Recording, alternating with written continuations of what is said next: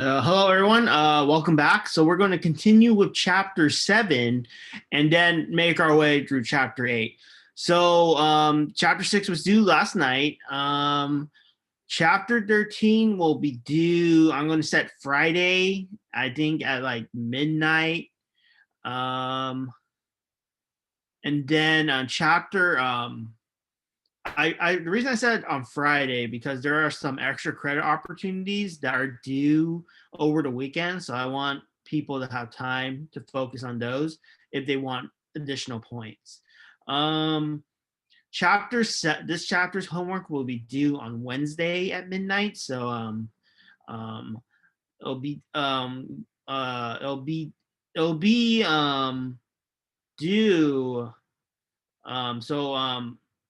it will be due at 12 a.m. come on Thursday morning. So make sure you get it in before that time. But anyway, let's jump right back in to chapter 7. Also, information about the final exam, I will try to have information by next week. I have to talk to the rest of the instructors. So stay tuned for that. But remember, final exam is cumulative. And the last quiz will be on the last day of scheduled classes, which is next Thursday on the 10th. Okay, so percent composition by mass. So we left off here. So another way we could represent quantities from formulas is something called percent composition. For example, if I have a percent of a certain atom in a compound, I could represent that as a fraction. My percent, say A, is parts of A over the total parts, so the total mass or amount times 100. So that's a common question you can expect.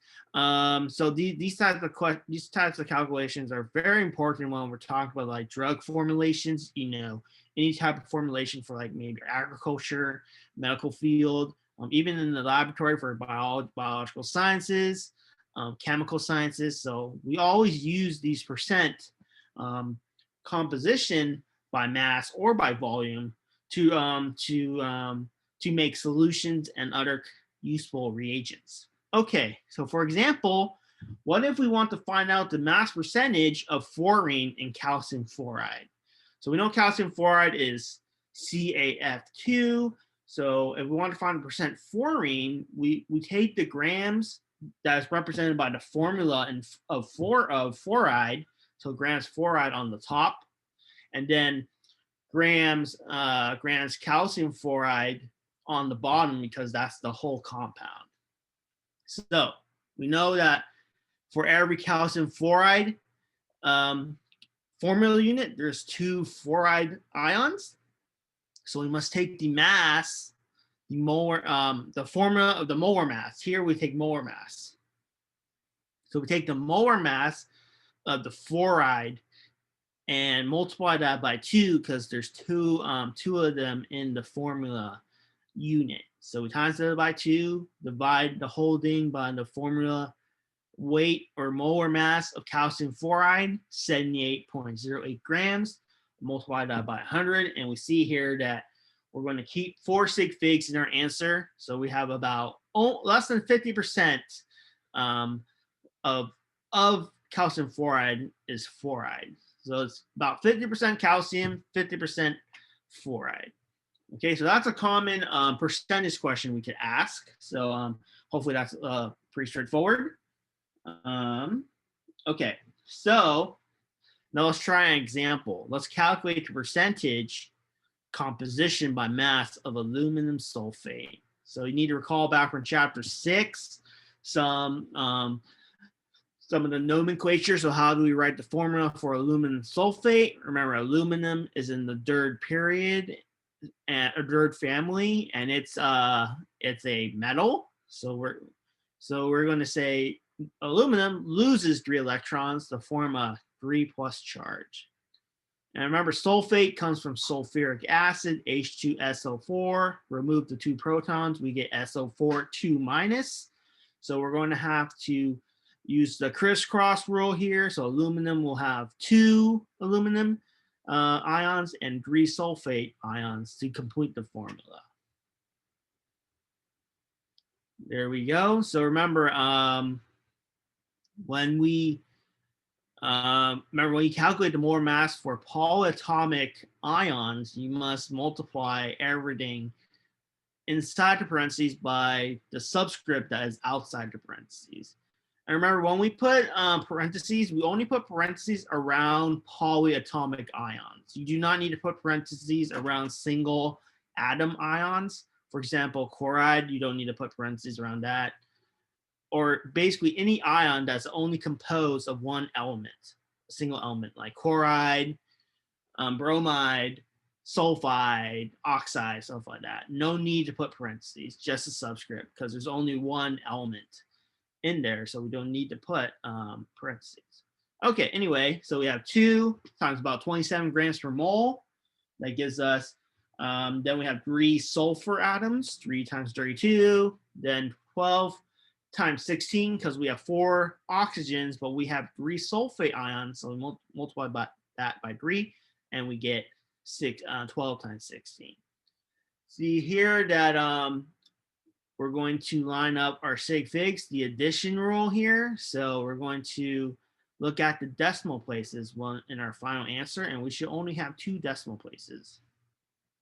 So our total is a whopping 342.14 grams per mole. So now let's do our percent composition calculation.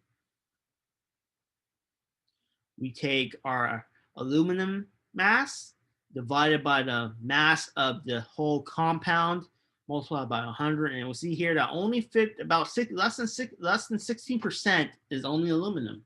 So a small amount of it is only of the metal aluminum. Okay, so that's a typical calculation, something we kind of expect you to be able to do. Let's go to the next one. We could also, okay, so we want to find all the percentages for the atoms. So let's next do sulfur. Just take sulfur, the molar mass for the sulfur atoms, and we see it's 28%. Next, we take the oxygen, which should have the bulk of the mass because there's so many oxygen atoms in the formula, and that comprises more than 50%. So that's 50% oxygen, and then the other 44% is from the sulfur and the aluminum. So be able to do it for any atom. We may say do all 3, just one atom, or it could be a combination of. Okay. So hopefully that calculation was not too bad. It's just doing like percentages, multiply by 100, get a percent of the composition of the total amount. So it's just like doing fractions. So we can also do a check that they add to 100. If they don't quite add to 100, you're okay. But if they're off by a considerable amount, like certain whole percentages or whole like 1, 2, 3, 4, 5%, you probably did something wrong. Okay, so here's another example where we can ask, aluminum chlorate is 38.35% chloride. We can also ask, what mass of aluminum chlorate is needed as a source of 50.0 milligrams of chloride? So this is a different way of looking at the percentages. So what we do first is we first say, oh, we need 50 milligrams of chloride. So how many milligrams of aluminum chlorate should we start out with? Well, you can use the fraction like this. So say we know it's 38.35% chloride. So you can use the fraction 38.35 milligrams chloride over 100 milligrams, because if you divide 38.35 by 100, you'll get, and if you times that whole thing by 100, you'll get 38.35%. So you can use the percentage in both ways, like for dimensional analysis. So whatever you need to cancel, just set up the fraction in such a way that your unit that you're given is canceled, and you're left with the units you want. And in this case, we do that here. So we just set this up as a fraction equivalent to 100 to 38.35% chloride. And we see here those units cancel, and what we get is about 130.37 milligrams aluminum chlorate. Or since we only measured out 3 sig figs for the milligrams of chloride, we could only list out 3 sig figs in our answer. So 1.30 times 10 to the second milligrams aluminum chlorate. Okay. So that's another example where we're given a certain amount of an element, and we need to find out how much of the original compound we need to get that number. So this is another way of using dimensional analysis. Okay.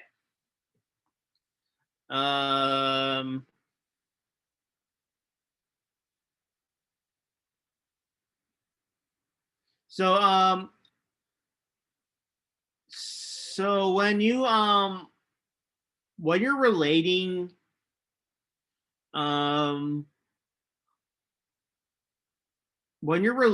each of the element in the compound, you could relate them by proportion of their masses. For example, calcium fluoride, you could list the more mass of calcium, more mass of fluorine,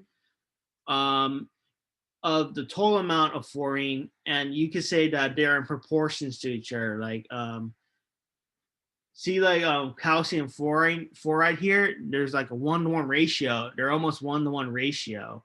And then you could always make that comparison that the relative to calcium fluoride is 40 grams versus 78 grams, which is almost 1-to-2 ratio, 50%.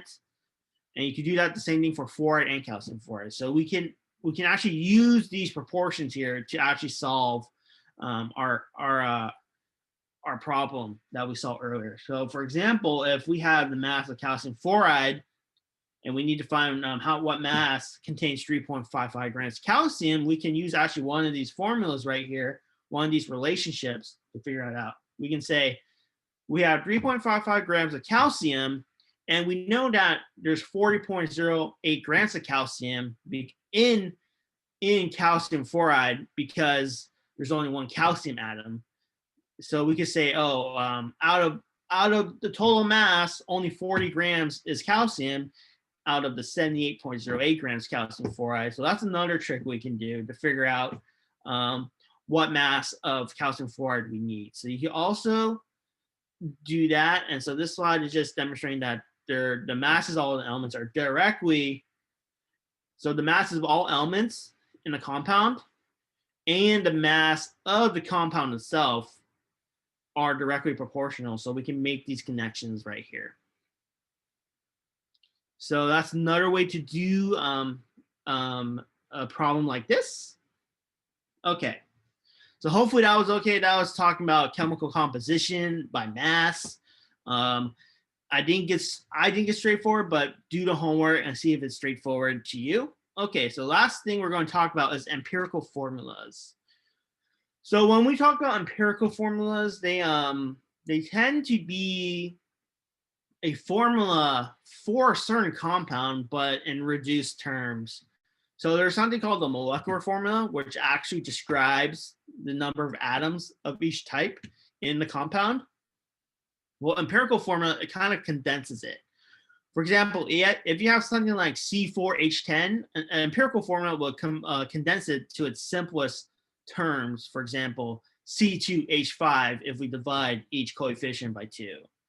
So we're going to talk about how to do this. So they have, the general formula is CnH2n. So they have the same empirical formula and the same percent composition, because it's always the simplest, the numbers in the simplest terms. So empirical formulas can be the molecular formula. They can be the molecular formula, but sometimes they cannot, of real chemical compounds. So sometimes they can be just a simpler form of a molecular formula. But in certain cases, sometimes they're both the same thing. They're like the empirical formula is the same as the molecular formula. That's just how some of them are. So for example, if we do the empirical formula C4H10, is C2H5 because it has a common factor of 2, so we can reduce it to simpler terms. So empirical formula is just the lowest or simplest ratio of atoms of the elements in a given compound or formula for the formula. So we have a given compound, we can break down the formula to its simpler or lowest ratios of the integers, and that was what the empirical formula is. We'll talk about what molecular formula and how to solve for it in a bit. So how we determine the empirical formula? So we convert, so we just sometimes we're given percent composition, and then we're going to determine what that is in terms of mass, some grams. So first we convert the percent composition of each element in grams, convert it to moles, and then we're going to take the lowest mole and find the ratio relative to that element with the smallest number of moles. So for example, we're going to take, say I have fluorine that has the smallest amount of moles, and then I have phosphorus, which has a higher amount of moles. I'm going to divide the fluorine divide everything by the fluorine, the moles for fluorine, to get a ratio of like 1 to 2, 1 to 4, and that's how I figure out my empirical formula. But we're going to talk how we do that, because just by explaining it really doesn't click. It might sound confusing. So we determine the ratio of moles of atoms. Then we express the moles of atoms as the smallest possible ratio of integers. So we're going to reduce the ratio to its simplest terms. And when we find that ratio, we're going to write the formula by using the ratio numbers as subscripts. Okay, so let's talk about that. So for example, a sample of a pure compound is made of 1.61 grams of phosphorus and 2.98 grams of fluorine. So let's find the empirical formula. So the way we do this is, so it's helpful to organize these calculations. So just don't do it in your head, write it out, practice, because in Gen Chem, you need to show your work and you get partial credit that way. So if you don't show your work, you get 0. So you may get 0 even though you have the right answer. You may not get like more than like half the points. So it's always crucial to show your work. Okay. So we set up this table right here. So element, grams, moles, the mole ratio, the formula ratio, and then the empirical formula. So let's go over each of them.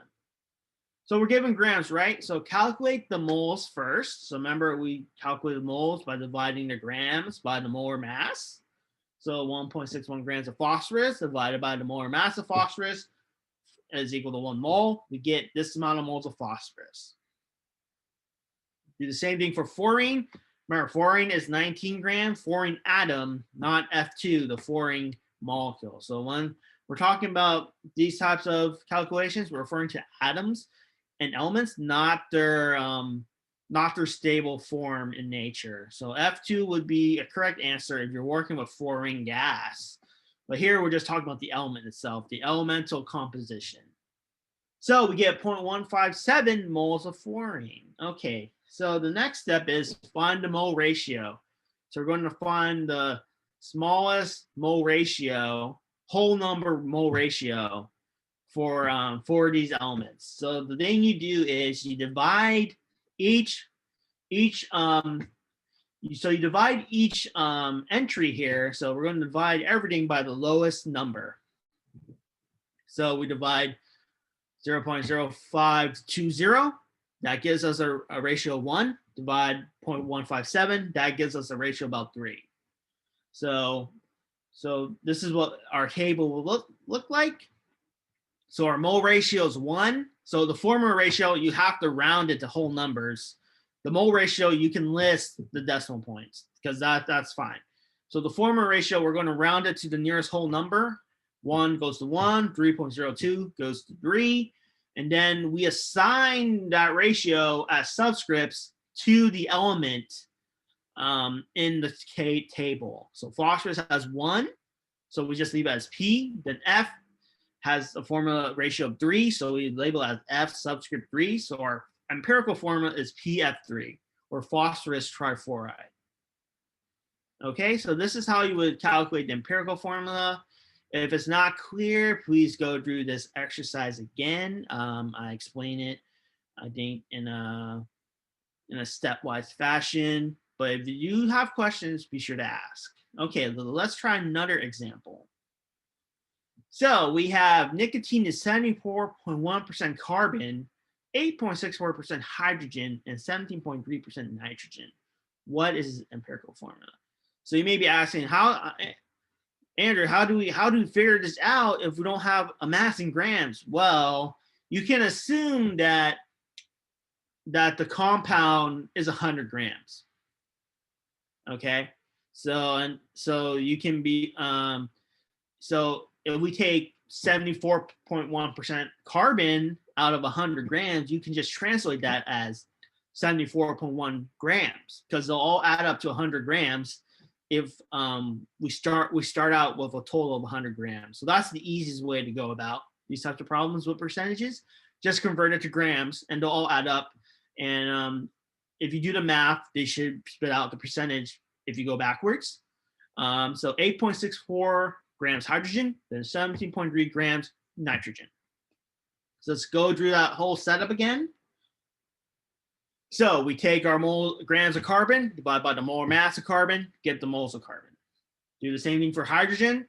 And we do the same thing for nitrogen, get the moles of nitrogen. So now we must divide everything into simpler terms, and we do that by dividing every mole value by the lowest number, smallest number.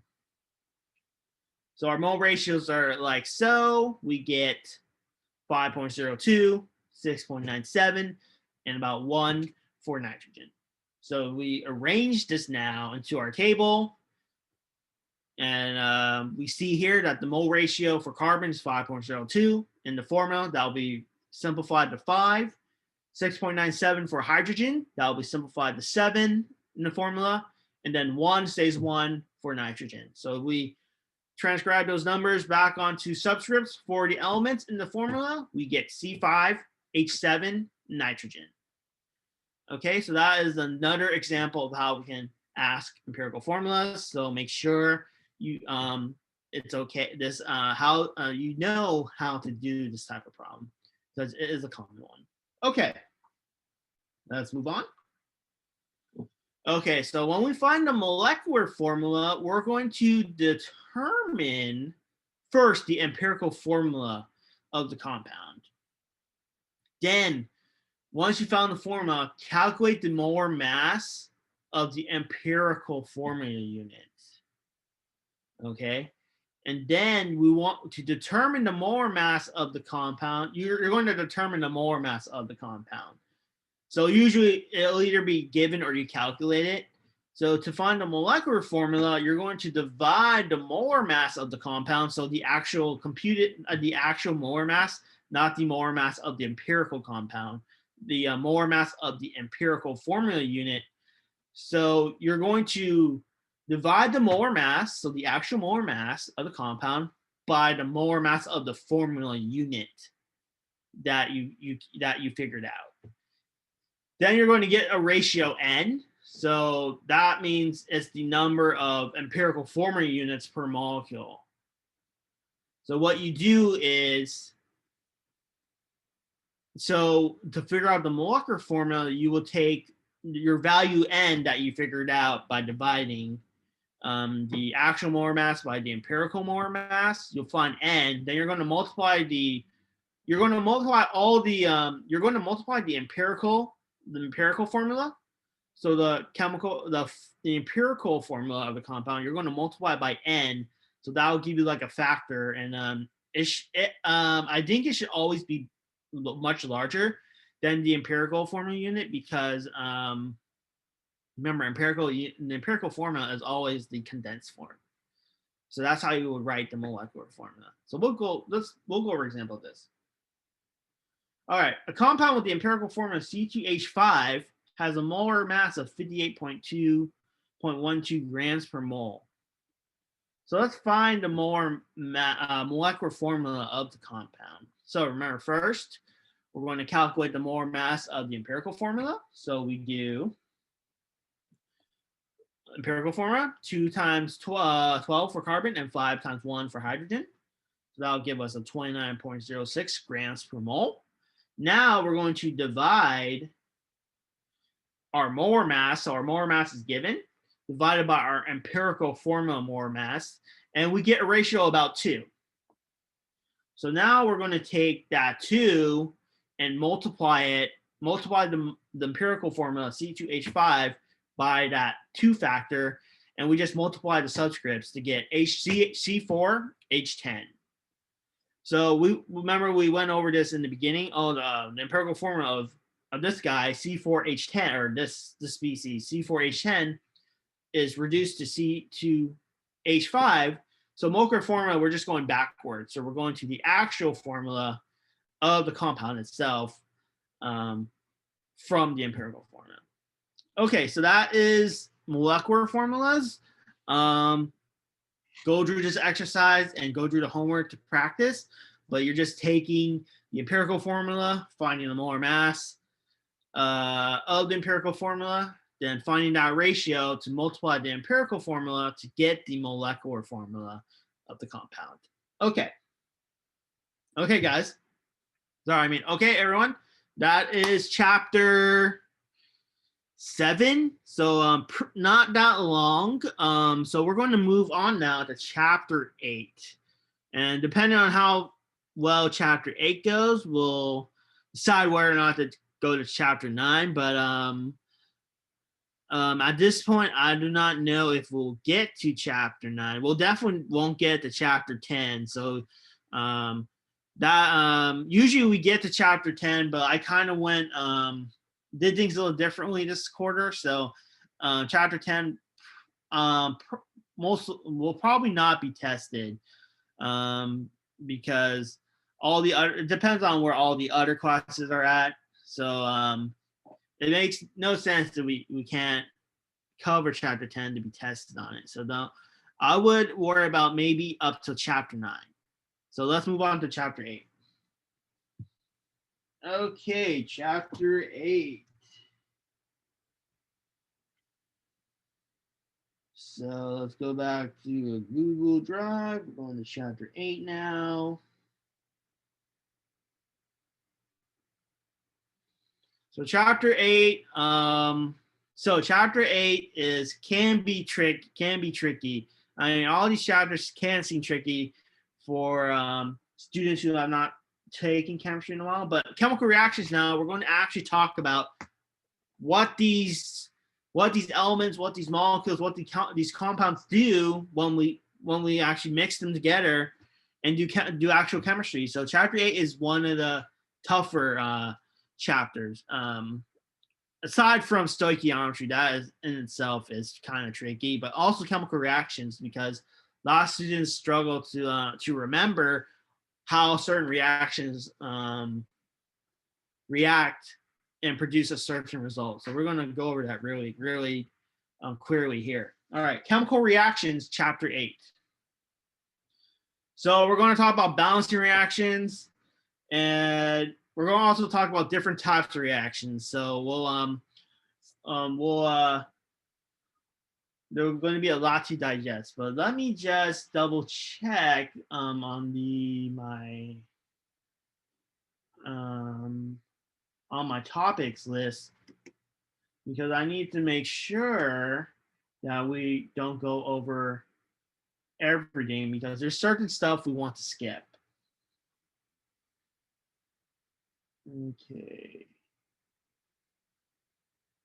Okay. So now let's go. So we're actually not skipping anything in this chapter. Okay. So how do we know a chemical reaction is taking place? Well, for one thing, if something changes color, something definitely happened. Like it's like a magic trick, right? You add something changes color, right? That seems different than what we started with, so that must be a chemical change. So it's not a physical change, because the identity of the substance now has definitely been altered. So the change of color, formation of a solid product, say you add 2 liquids, you form something that's not soluble.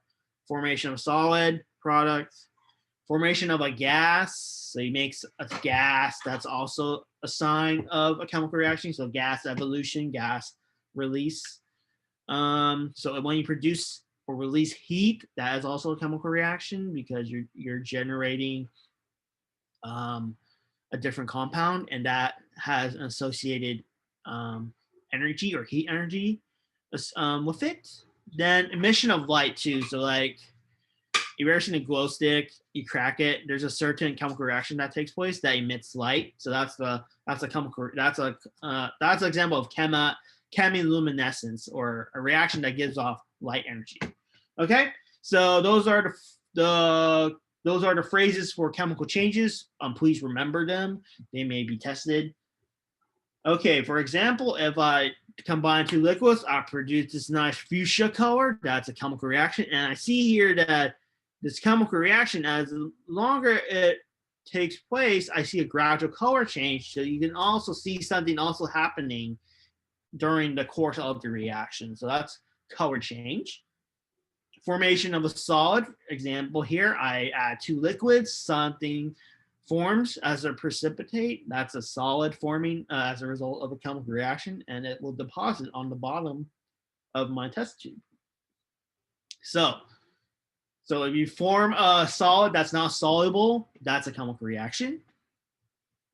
Formation of a gas, an acid tablet in water, it'll fizz off and give off carbon dioxide or other gases. So that's an example of a chemical reaction there. Evolution of heat and light. So when we do a chemical reaction and it gives off tremendous amounts of heat and sparks, fireworks, lights, that is also a chemical reaction. So the generation of heat and light will always be a sign of a chemical reaction, like phenomena like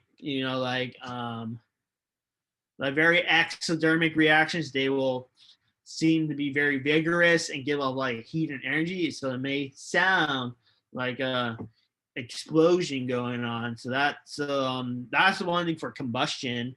When we combust things, we burn things, they give off lots of heat, and lots of heat and energy in the form of heat that raises the temperature. So that's an example of evolution of heat and light. And this can also be when we do chemical reactions that release energy as light. So you see bright colors, or you see huge light energy being produced. That's also a sign of a chemical reaction. Okay. For example, the glow stick example, emission of light.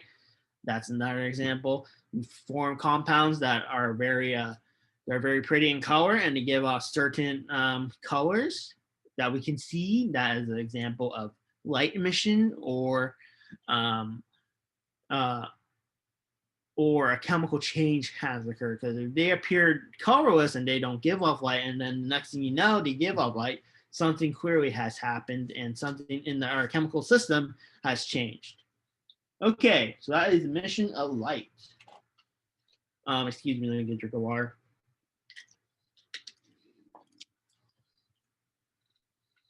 So heat transfer, evidence of a physical change. We also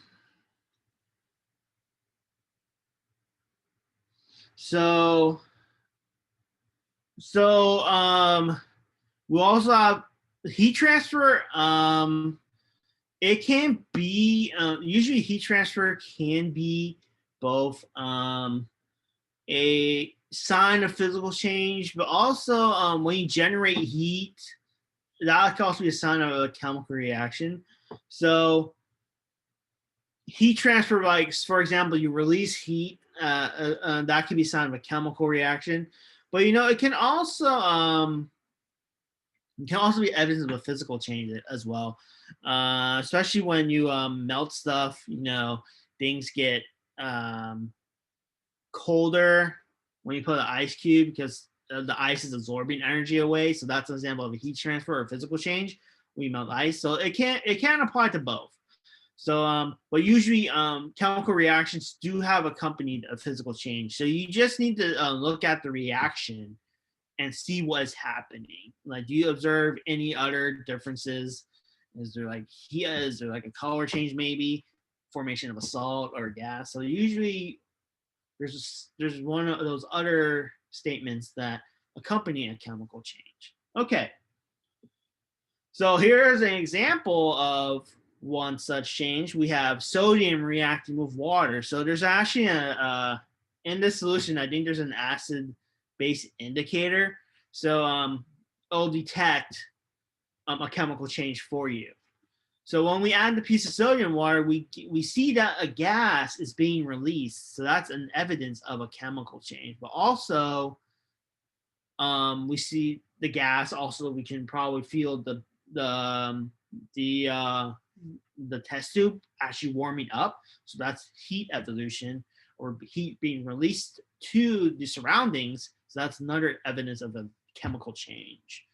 And then we see lastly that the color of the solution changes immediately after the sodium is reacting with the water. So that is another instance of our chemical reaction occurring. So see here, our sodium is reacting to form sodium hydroxide, and that gas that's released actually is hydrogen gas.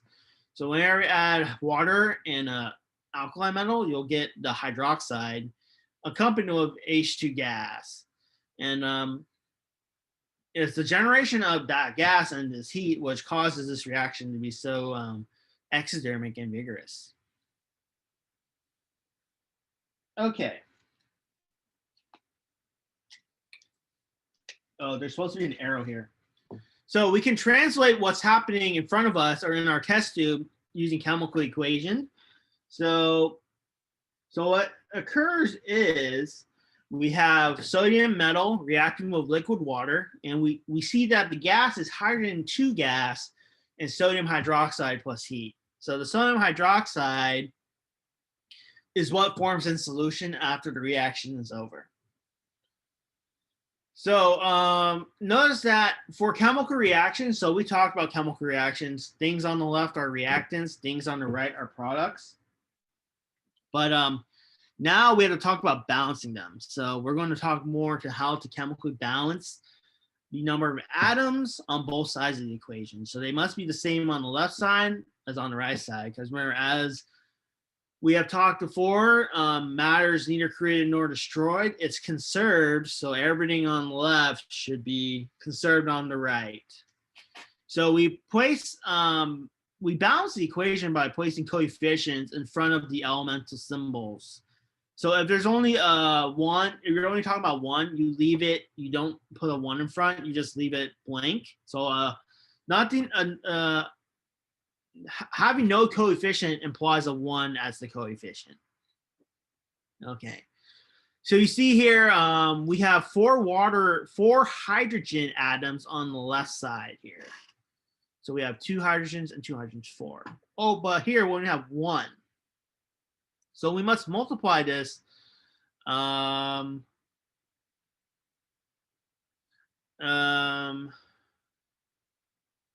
sorry. No, I was looking at it the wrong way. Sorry.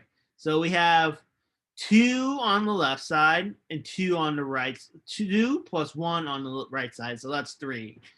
So what's the common, so the way to balance this, we have to figure out, what's the common way where we can make both of the hydrogens on both sides of the equation equal. Well, you see here, if we add a 2 here, we can get 4 hydrogens. So if we add a 2 in front of sodium hydroxide, we can get 4 hydrogen atoms.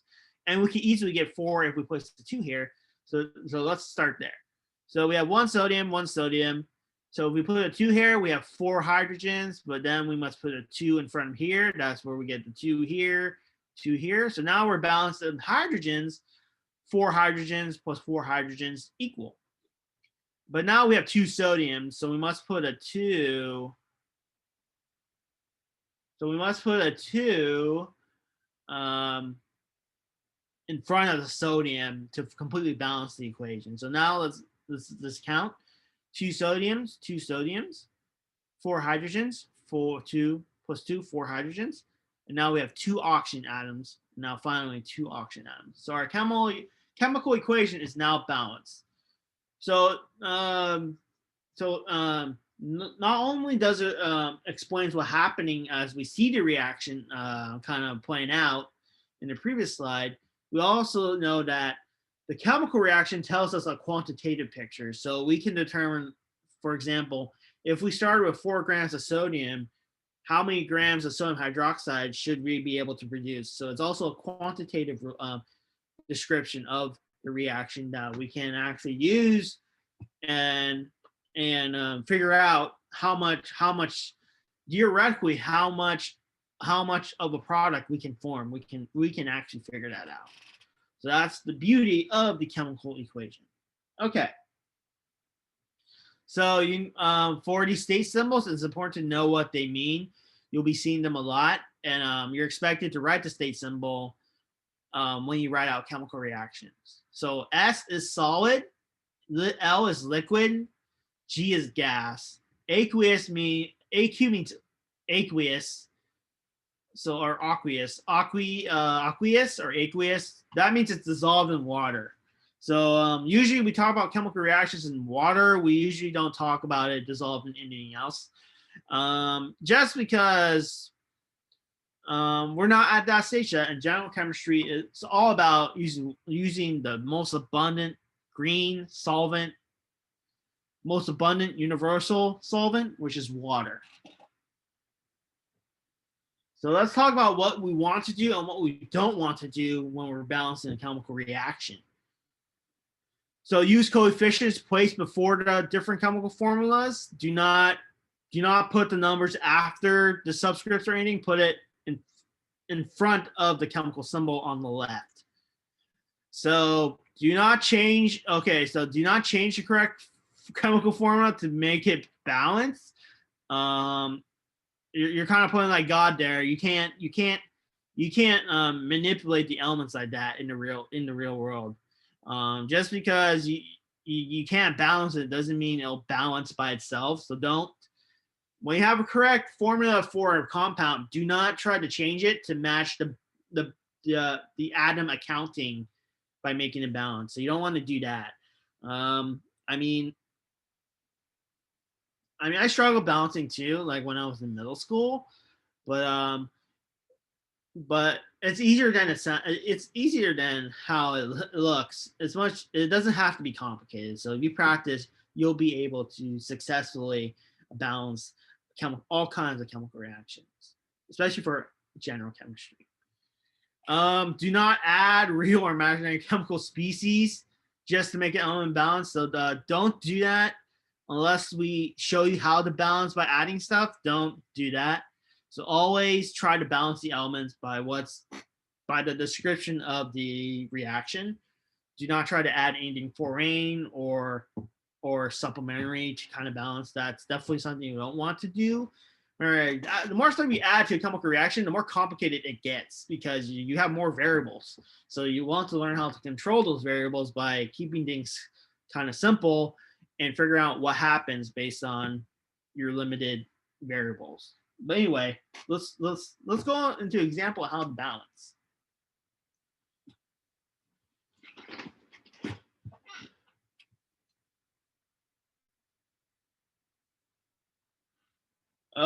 So what we do want to do here is, so when we're talking about a reaction, you're going to write a qualitative description, and that's the chemical equation. So we're going to write the reactants on the formula for the reactant on the left, put an arrow pointing to the products, and write the products on the right. So we're going to quantify our description of the reaction by adding coefficients. And balancing the equation does not change the qualitative description. It's just mathematically adhering or following the conservation of mass.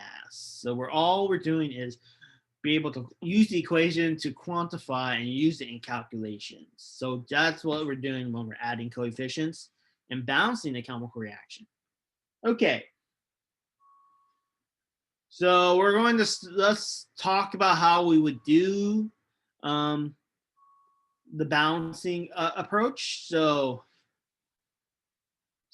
what you want to, so this is just a way to do the balancing as a formal instruction. So we'll go through this, but there's tons of way to balance equations. You don't have to follow it.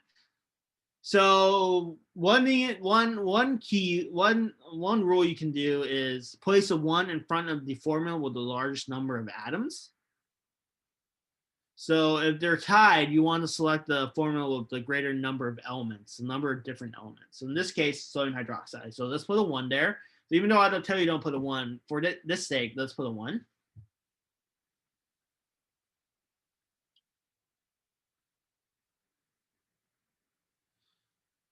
So the next step is we're going to do coefficients. The order of the coefficients based on this rule. Again, you don't have to follow this. This is just something that's prescribed. But when we go over active examples, I'll tell you what way I think is better. This is just an alternative for those of you who those of you who are interested maybe in some alternative ways of doing these types of problems. So we're going to start with elements, starting based on the formula that are in only one other compound. So basically elements that are only in one other compound. For example, we have water. Water, the atoms H and O are only in one other compound, which is sodium hydroxide. So we're going to balance that first. So we're going to put a 1 there. Then we're going to go from all other elements from the starting formula, and that's from water. So next we will go to the hydrogen. Then all other elements and compounds will be the sodium. Okay, so I know that's kind of confusing, but let's just go through it. Okay.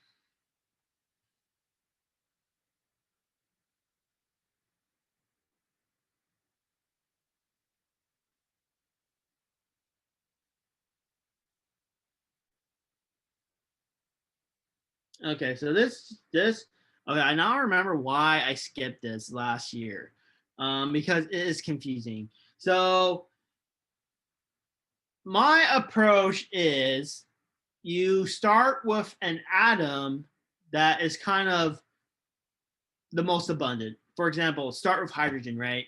Hydrogen seems the most abundant atom in the whole equation. So you can start by balancing the hydrogen atoms.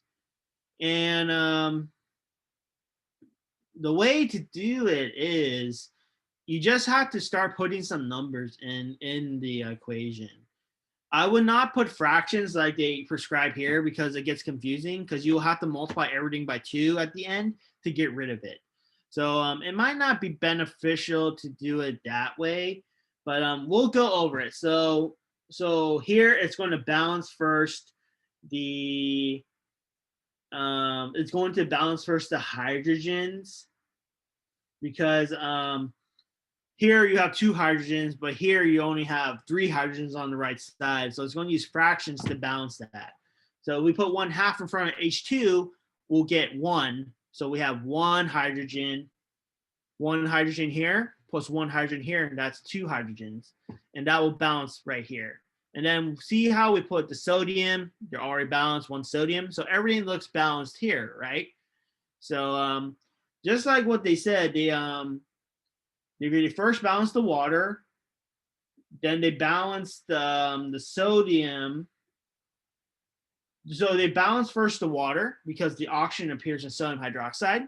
Then they balance the hydrogen, the H2 molecule, because it's the only other species that has atoms or elements from our starting formula, which is from the sodium hydroxide. So I know that can be confusing. So this way I would not recommend, but you can do it.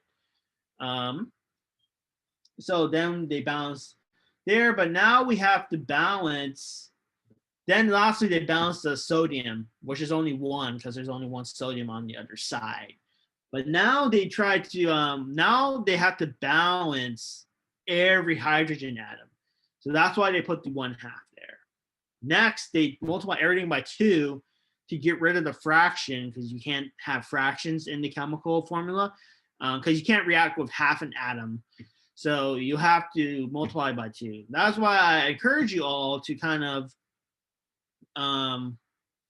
just try to balance the elements one by one to see which way works. I think that's a much easier approach.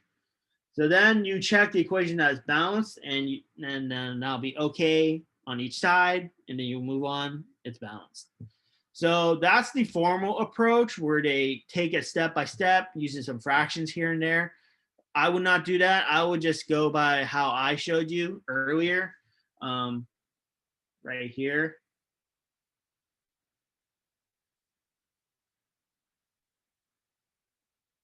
Where I kind of showed you how I balanced it here by first considering the hydrogens on both sides. I think that's a much easier method to balance. Okay, so now let's try this ourselves. I'm going to show you a way I would do it. Not going off the formal definition of it, because remember all those rules can be kind of confusing. So let's balance the equation for the reaction of solid phosphorus pentachloride with liquid water, yielding aqueous solutions of phosphoric acid and hydrochloric acid. So we must remember what phosphoric acid is and hydrochloric acid, the formula. So those are most important, and also phosphorus pentachloride. So let's go over that. So phosphorus pentachloride is PCl5. Make sure you put the solid state symbol because we need to know the state symbols, because if we don't put the state symbols, it's not very descriptive anymore. So we need to be as descriptive as possible. Then we have water, liquid water, reacts to give us our acid, phosphoric acid, remember, H3PO4, and hydrochloric acid, HCl. So how will we balance this? So we notice that on one side we have 2 hydrogens, but on one other side we have 4 hydrogens.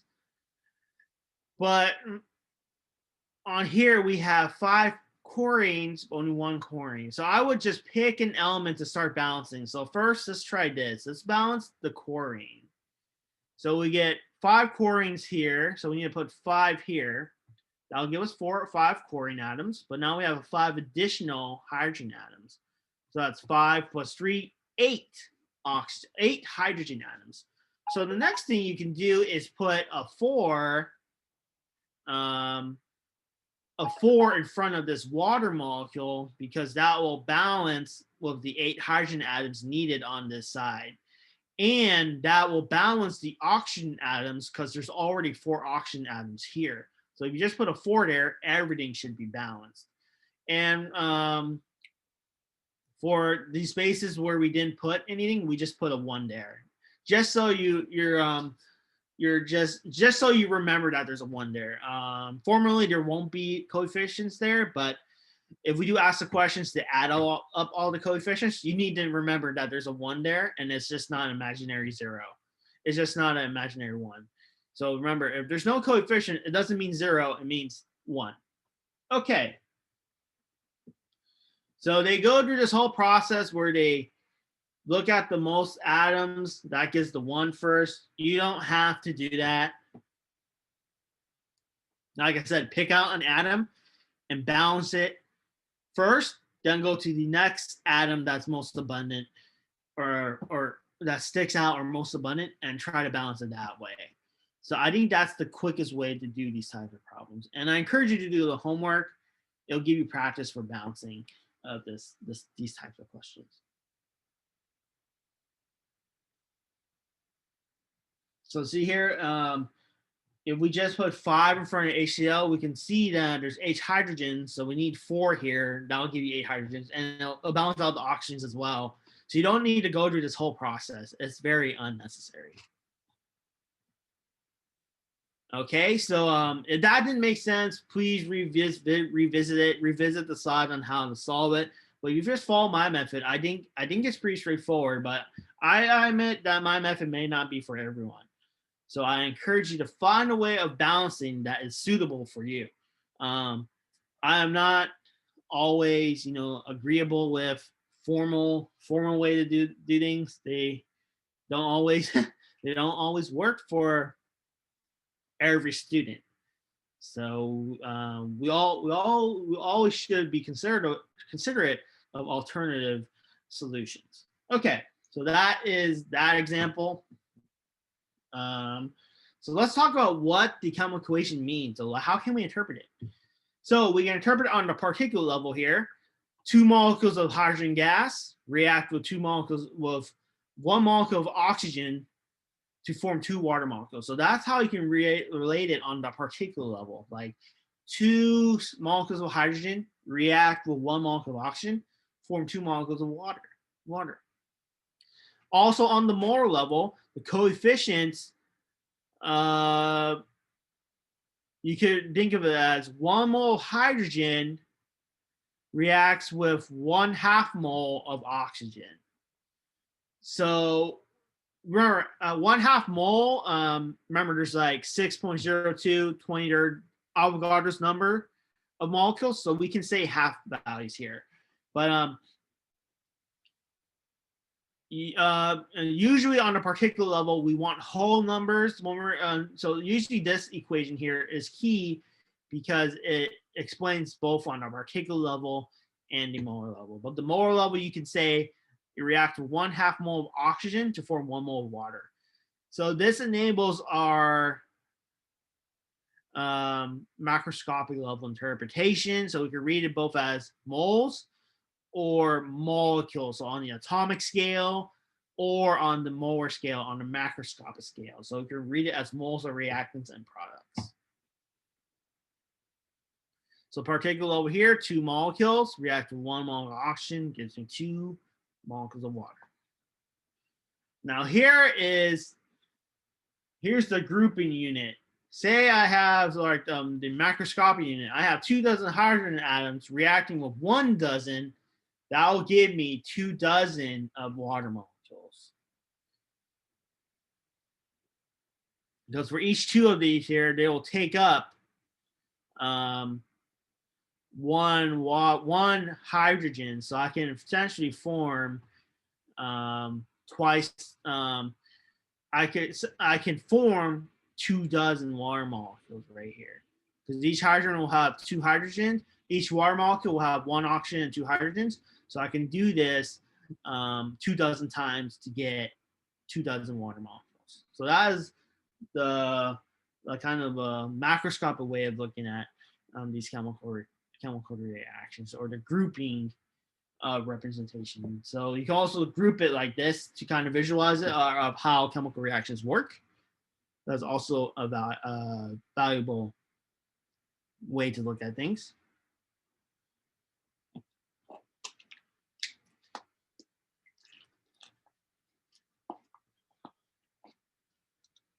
So here are the rules. So we're going to class. So for writing balancing chemical reactions, we're going to talk about reaction types now. So we're going to classify the type of reaction, write the qualitative description of the reaction, and we do that by writing the formulas of the reactants to the left of the arrow and the products to the right of the arrow of the given or predicted products. So we are going to predict the products or the given products. So it can be either one. And then we're going to quantify our description by balancing the equation, but do not change the qualitative description of the reaction by adding stuff. So you're only going to balance the formulas that describe the reaction and add no other formulas, because that would change the description. Okay, so first we're going to talk about combination reactions. So combination, as it sounds, 2 things come together to form a compound or a different species. This is known as synthesis. So when we bring 2 kind of molecules together and join them through a chemical bond or chemical reaction, that's called synthesis. So 2 or more substances form or combine to form a single product. And it's described by this diagram here. All right, so let's talk about it. Write the equation for the combination of solid aluminum and gaseous oxygen to form solid aluminum oxide. Okay, so remember we had to recall back to chapter 12, the formulas of elements and of oxygen. So a major or common mistake is people will write aluminum solid plus O atom gives me aluminum oxide, but that is incorrect because oxygen in our universe, or on our planet here, does not exist as oxygen atom. It exists as the diatomic oxygen O2 molecule. So it's O2 for oxygen gas. We do not say O atom. Unless we say oxygen atom, do not put single oxygen. We have to put O2 oxygen and put it as a gas. So let's go over it. Aluminum, remember the formula. The formula for aluminum is just its element. For most metals, it's just its element. So we just put Al solid. O2 is for gaseous oxygen. So O2 gas. Right, the arrow. So remember, aluminum oxide, it's an ionic compound. So we got to remember how the naming and formula works.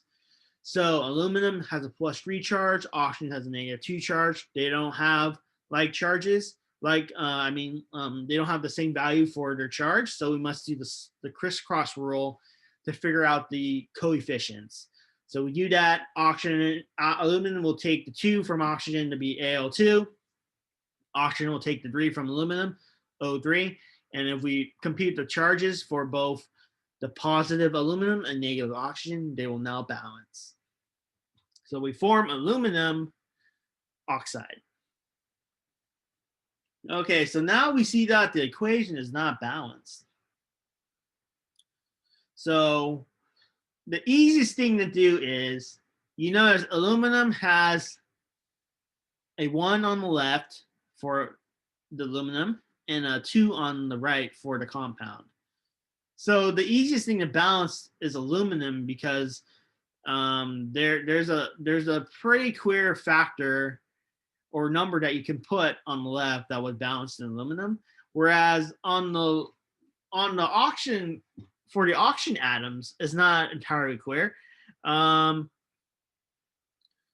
So let me just really think about it. Maybe I said that a little bit wrong. Let's see. So I put a 2 on the left. Oxygen is balanced, but oh no, that's not exactly right. So the fastest thing to do is do like guess and check.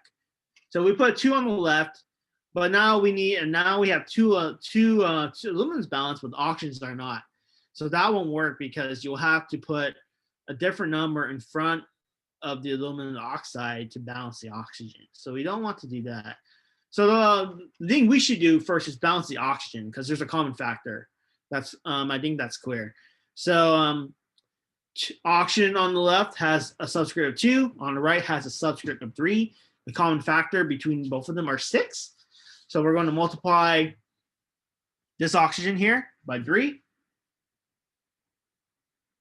So we now have 6 oxygens here. Now we multiply this side by 2 to get 6 oxygens on the right hand side, 2 right there. So now we have 4 aluminums, and now we can just put 4 in front of the aluminum here to balance the aluminum, and then we're done. So see, you can. So there's all types of ways to balance reactions. My advice is to just take one element and run with it and see if it makes sense. If it doesn't make sense, try another atom and do that. And so these should be like mental exercises that should not take a lot of time. But if you're finding that you're taking a lot of time doing these, I would definitely work at a strategy so you can actually do these pretty fast on the come exam day, because they will take some time, and it's possible that they can be sometimes tricky. So let's go over the solution. So they'll tell you that that's the balanced equation, as we kind of deduced just now. So they won't go through that whole process that we were just talking, that I just showed you. So you don't really have to go through that whole process to solve these. You just need to figure out a way that works for you. So I would just do one element at a time. It doesn't have to be like, oh, you put imaginary 1 on the aluminum oxide, then you balance the rest of the elements. Because it might take actually longer to do that than actually doing it the way I showed you, or any other way that's different. So that's how we balance. This is our complete reaction now. So that's how you would balance converting from a qualitative description into a chemical equation. Okay. Next is decomposition reactions. So how this works is a single compound or reactant compound on the left side is going to kind of disintegrate or decompose or break down into two or more product substances. For example, AX decomposes to A plus X. So let's take a look at what this looks like. Okay, water decomposes into an element when electrical energy is added.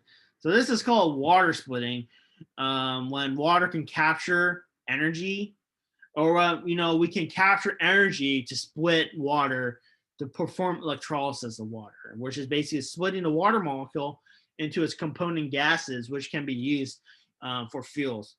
So this is a popular topic in renewable energy.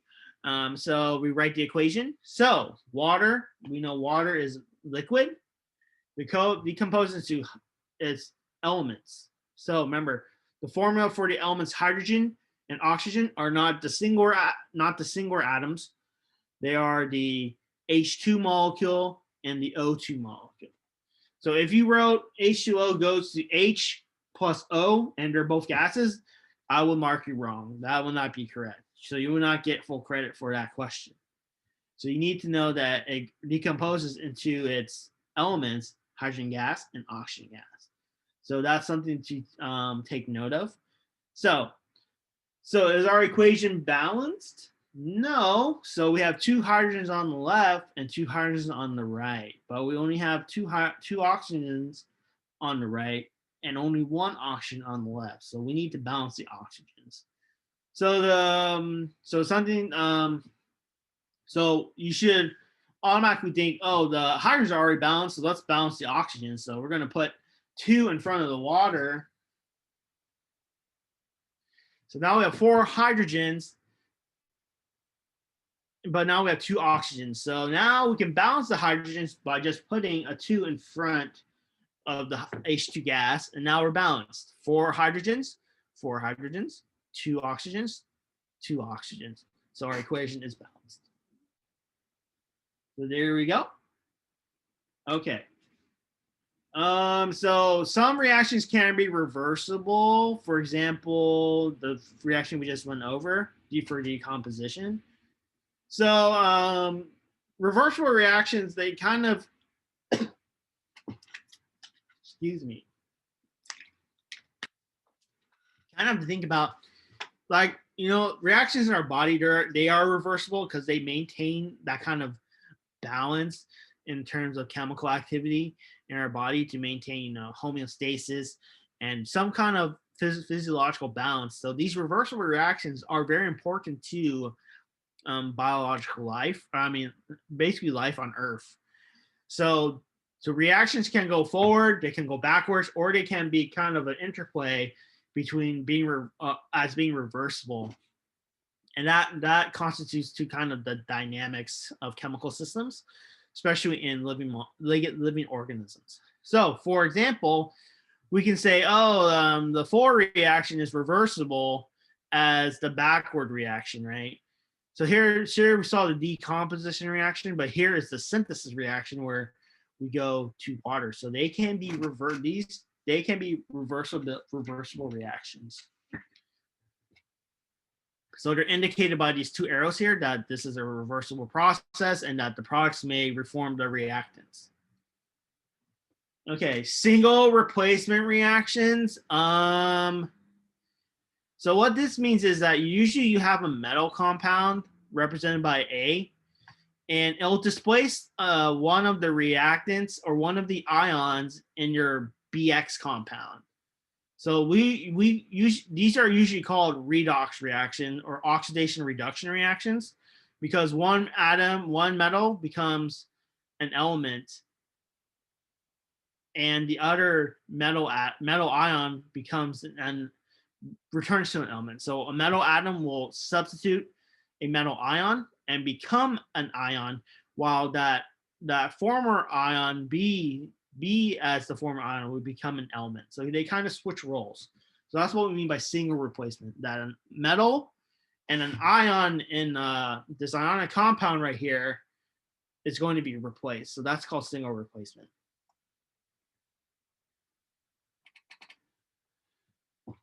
So in these reactions, the reactants are always an element and a compound.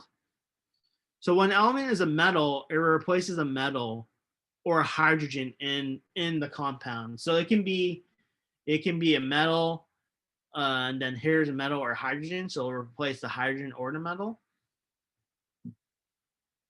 So it's always to dumb it down to some general terms.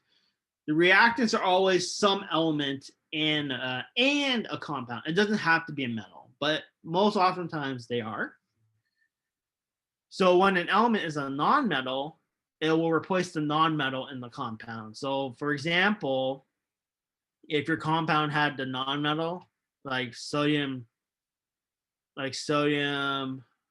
bromide, when the element is a non-metal, it will replace the bromide in this case, so the non-metal in the compound. So think of it as metal replaces metal or hydrogen in the compound, non-metal replaces the non-metal in the compound. So whichever species in the compound is the non-metal component.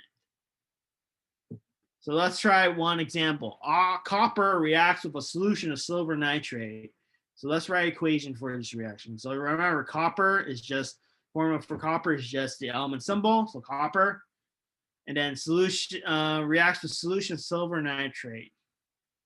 Remember, silver nitrate is Ag, then nitrate, remember, comes from nitric acid. So HNO3 is nitric acid. Remove the hydrogen, we get nitrate, NO3 minus.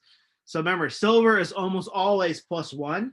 So we take the charges in account. We have silver nitrate, AgNO3. So this is a single replacement reaction because we have an element, copper, reacting with a compound, silver nitrate. Both silver and copper are metals. So we're going to react it so that the copper is going to replace the silver and become copper nitrate plus silver on our product side. So let's look at that. So we have copper here and silver nitrate. A solution of silver nitrate means it's aqueous. Then when we draw the products, we get, sorry, there should be an arrow here. So we get copper. So, so this example is kind of ambiguous because how do you know if it's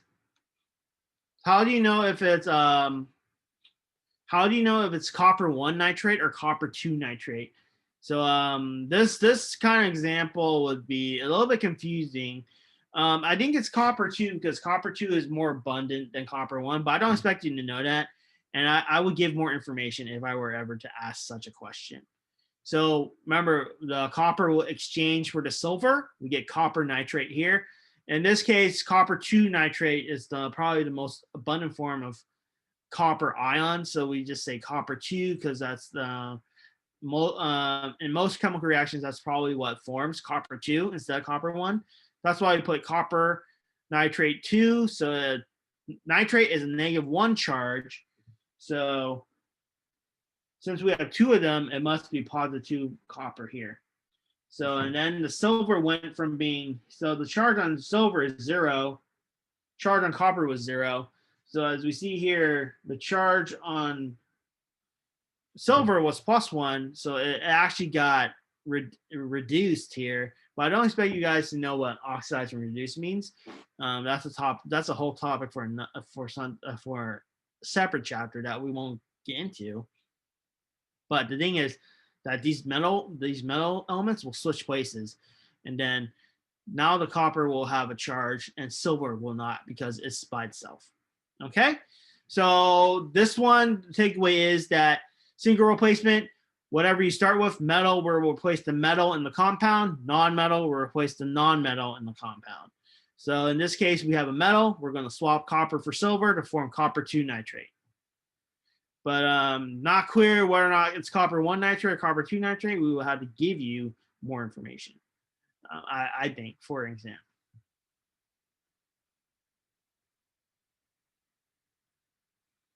Okay, but now we have to see, is it balanced? We see here that there's 1 copper and 1 silver, 1 nitrate. 1 copper here, 1 silver. Oh, but 2 nitrates here. 2 nitrates here, right? So we should balance it by putting a 2 here. That would give us 2 silver, 2 nitrates, 2 nitrates, but now we only have 1 silver here. So to completely balance it, we must put a 2 in front of the silver, and now everything is balanced. So that is our example of single replacement reactions.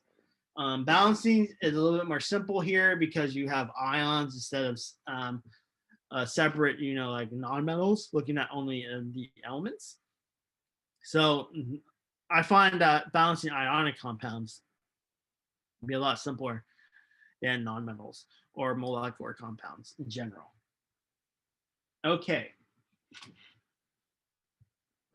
The last reaction we'll go over is double replacement. So double replacement reactions. So when solids of 2 ionic compounds or solids of 2 compounds in general are mixed, a positive ion from one compound may combine with the negative ion from the other compound to form a precipitate. So a precipitate is the solid that forms when 2 solutions are mixed. So remember when we saw that picture when two solutions were mixed, a solid kind of formed? That's called precipitate. So double replacement is basically 2 species are going to do some kind of dance, and they're going to switch dance partners. That's how I like to think about it. So here, the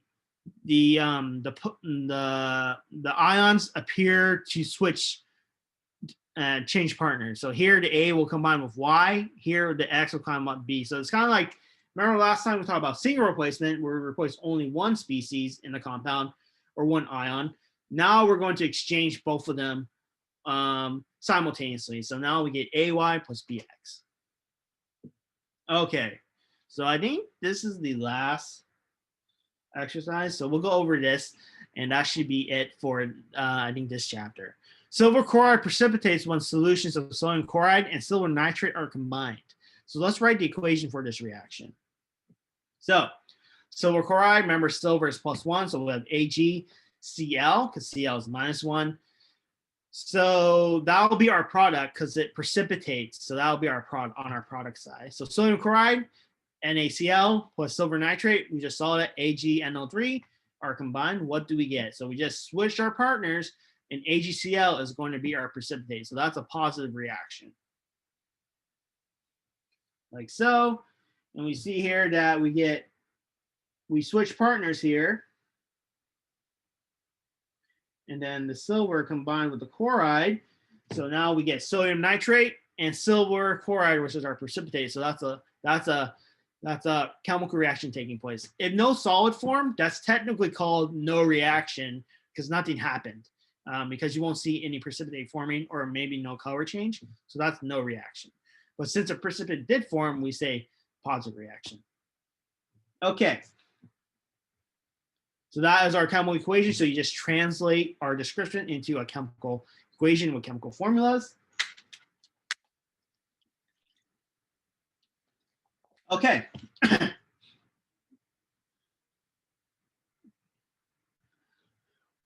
So is it balanced?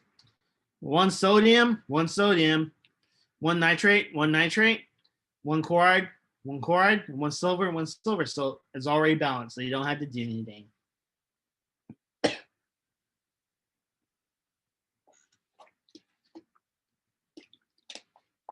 Okay. Okay, it looks like we have one more topic to cover. So that'll be the neutralization reaction, and we will pick this up on next Tuesday next week. So be sure to review this chapter. I'll set this due date probably for Thursday. So I'll set this due date for Thursday because we're going to finish on Tuesday. So I'll set the due date for this chapter for the homework on Thursday. So make sure you do the homework. There are a lot of reactions to remember. So get practice writing out the reactions, balancing them. And, this is something you can expect to be on the final. So I would practice really well on this writing out these chemical equations, because you'll have to do this on a regular basis in general chemistry, especially when you talk about lab, when you have to translate what you see into chemical reactions. But in the 21st century, most of the time the TA or the lab manual will have those chemical reactions written out for you to help you. But you have to know how to balance them and why the reactions appear the way they do, because they fall into these classes of reactions. But anyway, all right, class, that is it. I know it's a lot to cover, but just keep going, keep the pace up, don't stop, work hard. It's almost the end, so y'all can do it. But if there are any questions, office hours on Friday. If you need to contact me before then because you're struggling with chapter 13 homework, please do contact me, and we can set up an appointment to meet on Zoom and talk about the material and the homework. But have a great weekend. It's getting chillier by the day, so stay safe, stay warm, and good luck studying for finals, and hopefully it's not too stressful. And I'll see you all next week. All right, bye.